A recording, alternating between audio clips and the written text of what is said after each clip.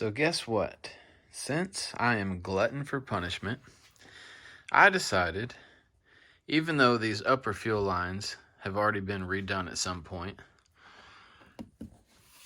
where they're coming in here, see if I can focus down on that, right there, where they're coming in, excuse me, I'm going to replace those fittings with AN and run steel braided hose up to the fuel rail.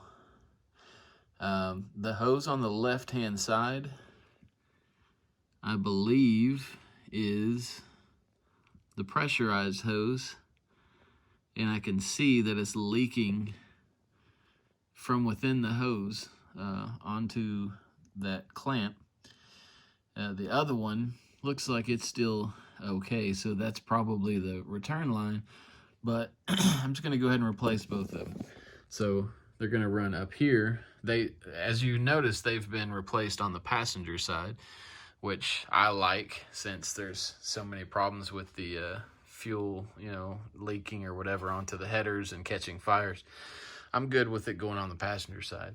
So up here to the fuel rail, this is just a nipple the hose goes directly onto, so that will be no problem. But this side had this nipple, and there was a nut here holding it on. So what I'm going to do is I found an adapter that will convert this female and then have a male 6AN fitting right here that I can put a hose in on, and then I can run these guys right down to the hard lines. So I will be obviously video recording that, so I'll let you guys see that.